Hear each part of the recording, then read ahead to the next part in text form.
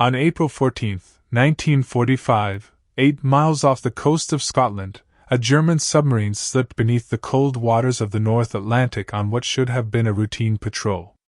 The U-1206 was one of Germany's newest Type VIC submarines, equipped with the latest technology the Third Reich could offer.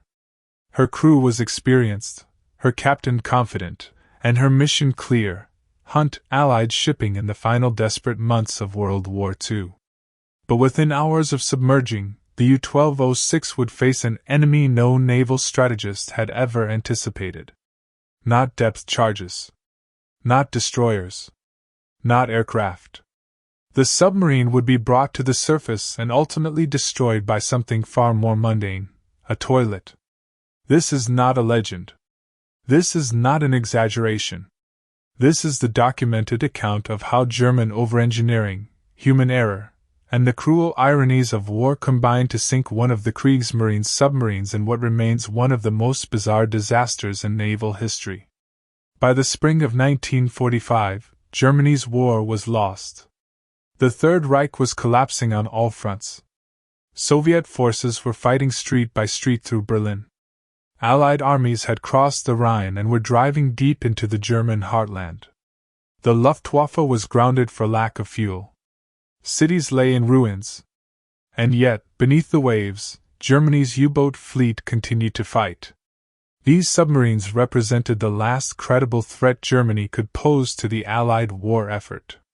Though the Battle of the Atlantic had turned decisively against them by 1943, U-boats still prowled the shipping lanes, still sank merchant vessels, still tied down Allied naval resources that might otherwise be deployed in the Pacific. Every U-boat that put to sea was a reminder that Germany, though defeated, was not yet finished. The U-1206 departed from Kristiansand, Norway on April 6, 1945, bound for the waters between Scotland and Norway.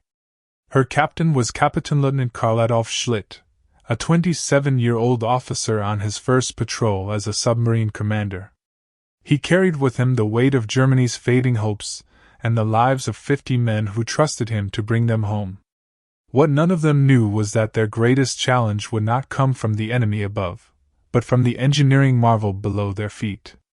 The U-1206 was fitted with a new high-pressure toilet system, a supposedly advanced design that would allow the submarine to flush waste while submerged at greater depths than ever before.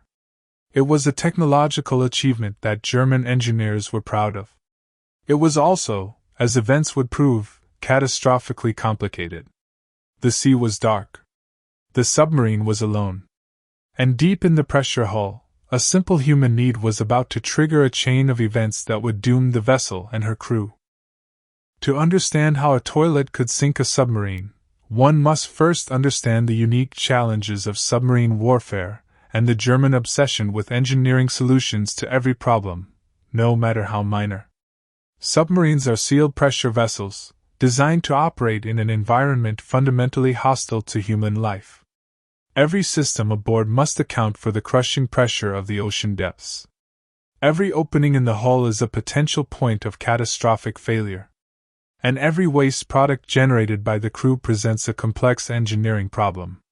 In the early days of submarine development, waste disposal was primitive. Crews used buckets that were emptied when the submarine surfaced. As submarines began staying submerged for longer periods, this became impractical. The solution was the development of waste tanks and specialized toilets that could operate while the submarine was underwater. By World War II, most submarines used relatively simple systems. Waste was collected in a holding tank at atmospheric pressure. When the submarine surfaced or operated at shallow depths, the tank could be pumped overboard. The system was crude but reliable. American, British, and most German submarines used variations of this approach. But the Type VIC U-boats built late in the war, including the U-1206, featured something different: a high-pressure toilet system designed by German engineers to solve a problem their Allied counterparts had simply accepted. The German high-pressure toilet was a marvel of mechanical complexity. It used a series of pressurized chambers and precisely calibrated valves to allow waste to be expelled even when the submarine was at depth, where external water pressure would normally prevent any discharge. The system required multiple steps, performed in exact sequence, using specific valves in a specific order. When operated correctly, the system worked. Waste entered the toilet bowl, was flushed into the first chamber, then transferred through a series of pressure-balanced compartments, and finally ejected into the sea through a hull valve that could operate against external pressure. It was ingenious. It was sophisticated. It represented the pinnacle of German engineering applied to the most basic of human functions. It was also absurdly complicated for what it was meant to accomplish. Each toilet on the U-1206 came with a detailed instruction manual. Crew members were trained in its operation. And because the system was so complex, submarines that carried these toilets also carried a specialized technician whose duties included assisting crew members with toilet operation when the submarine was at depth. Yes, the Kriegsmarine had toilet specialists. Captain Lieutenant Schlitt had taken command of the U-1206 only recently. The submarine had been commissioned just months earlier, in March 1944, and had served under another commander before Schlitt took over. Like many officers promoted rapidly in the desperate final years of the war, Schlitt was competent but relatively inexperienced in command. As U-1206 crews submerged through the cold waters off Scotland in mid-April 1945, routine watchkeeping continued. The submarine was at depth, running on electric motors to avoid detection. Hydrophone operators listened for the telltale sounds of enemy vessels. The crew maintained the eternal vigilance that submarine service demanded. And at some point during the patrol, Captain Schlitt needed to use the facilities. What happened next would be a matter of official record, documented in the German naval archives and later in the interrogation reports compiled by Allied intelligence. The facts are not in dispute. Only the scale of the catastrophe that followed remains difficult to fully comprehend. Captain Schlitt entered the head, the small compartment that housed one of the U-1200 SIXS advanced high-pressure toilets. The submarine was running submerged at depth, meaning the external water pressure was significant. This was precisely the scenario for which the complex toilet system had been designed. Schlitt was an educated man, a naval officer trained in the operation of complex machinery. But the high-pressure toilet system was notoriously difficult to operate correctly. Multiple valves had to be opened and closed in the proper sequence. Timing mattered. Pressure had to be carefully balanced between chambers. One mistake could cause the system to malfunction. The captain attempted to operate the toilet himself. He followed what he believed to be the correct procedure, working the valves as he understood them. But something went wrong. Either the sequence was incorrect, or a valve stuck, or the pressure differential was miscalculated. The exact mechanical failure remains unclear from the historical record. What is clear is that Schlitt realized the system was not working properly. Rather than continuing to troubleshoot alone, he made the reasonable decision to call for help. He summoned the engineer, the specialist trained in the operation of the toilet system, to assist him. The engineer arrived and assessed the situation. He examined the valves. He checked the pressure indicators. And then, attempting to correct whatever had gone wrong, he opened what he believed to be the appropriate valve. It was the wrong valve. Instantly, seawater began flooding into the toilet bowl at high pressure. The ocean, sensing any opening in the submarine's hull, forced its way inward with tremendous force. Water sprayed into the compartment. Schlitt and the engineer struggled to close the valve, but the pressure was overwhelming. The toilet compartment began flooding rapidly. The immediate danger was clear. Water entering a submarine is always catastrophic. But the location of this particular leak made the situation far worse than a simple hull breach. The toilet compartment was located directly above one of the submarine's battery compartments. German U-boats, like all submarines of the era, used large banks of lead-acid batteries to power the electric motors when submerged. These batteries were the lifeblood of the submarine's underwater capability, storing the electrical energy that allowed the U-boat to operate silently beneath the surface. They were also filled with sulfuric acid. Seawater began pouring through the deck plating into the battery compartment below. When seawater contacts the sulfuric acid in submarine batteries, it triggers a violent chemical reaction. The mixture produces chlorine gas, a deadly poison that was used as a chemical weapon in World War I. Chlorine gas is heavier than air, meaning it sinks and spreads through the lower compartments of the submarine. It is corrosive to human tissue. It burns the eyes, the throat, the lungs. In sufficient concentration, it kills within minutes. Alarms sounded throughout the U-1206. The crew recognized immediately what was happening. Anyone who had served on submarines knew the danger. Seawater in the batteries meant chlorine gas. Chlorine gas in an enclosed submarine meant death for everyone aboard. Captain Schlitt had seconds to make a decision. He could not stop the flooding. The valve was jammed or broken, and the seawater continued to pour in. The chlorine gas was already beginning to spread through the compartments.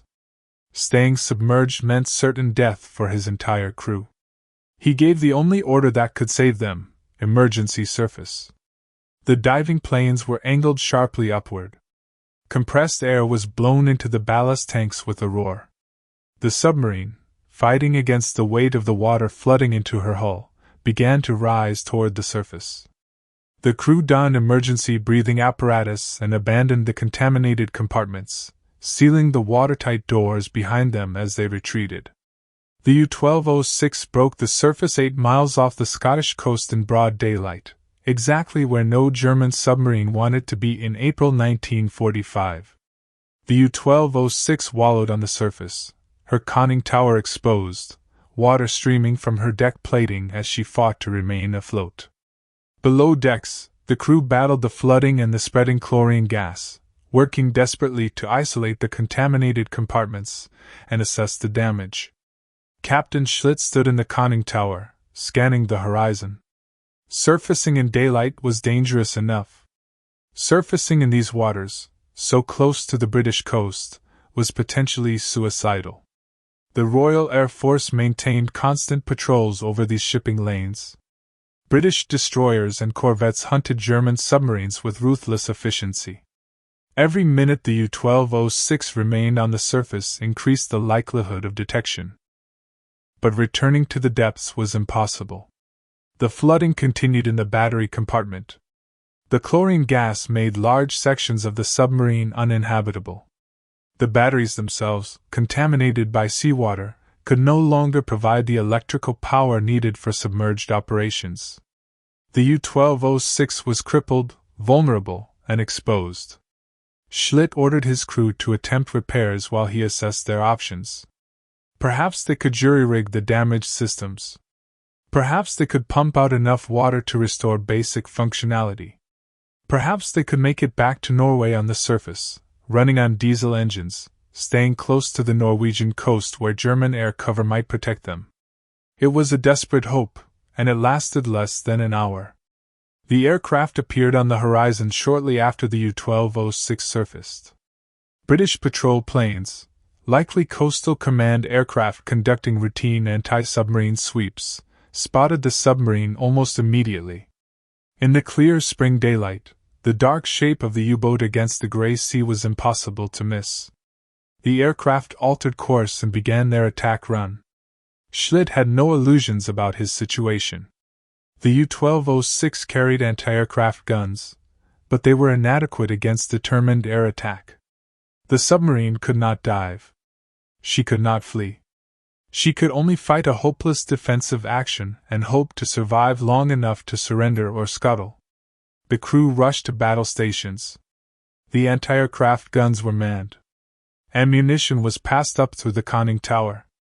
Below decks, other crew members prepared the scuttling charges, the explosive devices designed to sink the submarine quickly if capture seemed imminent.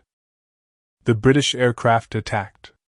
Exactly what ordnance they carried and whether they scored direct hits remains unclear from the fragmentary historical record. What is certain is that the U-1206, already critically damaged and unable to dive, could not withstand sustained air attack. Schlitt made his final decision. Rather than allow his submarine to be captured intact, he would scuttle her. He ordered the crew to abandon ship and activated the scuttling charges. The crew scrambled into the life rafts. Some jumped directly into the cold Atlantic water. The scuttling charges detonated with muffled explosions deep in the hull. The sea poured into the U-1206 through the opened valves and the blast-damaged compartments. The submarine settled lower in the water. Her bow dipped. The conning tower, that defiant periscope reaching toward the sky, began to sink beneath the surface. And then, with the remorseless finality that claims all ships, the U-1206 slipped beneath the waves and descended into the darkness. She had been operational for just over a year. She had sailed on only a handful of patrols. She had never sunk an enemy vessel. And she had been destroyed, ultimately, by a toilet. Of the 50 men aboard the U-1206, 4 died in the incident. 3 were killed when the submarine sank or during the abandonment. 1 man drowned in the cold Atlantic waters while waiting for rescue. The exact circumstances of each death are not fully documented in the surviving records. The remaining 46 survivors, including Captain Schlitt, were picked up by British forces and taken into custody. They spent the final weeks of World War II as prisoners, confined in Allied camps while the Third Reich collapsed around them. For Schlitt, the humiliation must have been absolute. His first patrol as a submarine commander had ended not in combat with the enemy, but in surrender after his own toilet destroyed his ship. The survivors were interrogated by Allied naval intelligence. The British were initially skeptical of the story. A German submarine sunk by its own toilet seemed too absurd to be true, perhaps a cover story to hide some other disaster, or a submarine lost to unknown causes. But as the interrogations continued and the survivors' accounts matched, the truth became undeniable. The U-1206 had indeed been lost because of a malfunctioning toilet. Allied intelligence officers filed their reports with a mixture of professional documentation and barely concealed amusement. The incident was classified and filed away, a footnote to the larger story of the Battle of the Atlantic. For decades, it remained largely unknown outside of naval history circles. The wreck of the U-1206 was eventually located on the seabed off the Scottish coast, confirming the basic facts of the survivors' accounts. She lies there still, a steel tomb and a monument to the dangers of over-engineering. In the broader context of World War II, the loss of the U-1206 meant nothing. By April 1945, Germany had already lost the Battle of the Atlantic. Allied shipping moved across the ocean with near impunity. The U-boat fleet, once the terror of the Atlantic, had been reduced to a nuisance. One more submarine loss changed nothing about the outcome of the war. But as a cautionary tale, the story of the U-1206 resonates across the decades. It speaks to the dangers of unnecessary complexity. It illustrates how the pursuit of technological perfection can create vulnerabilities that simpler solutions would avoid.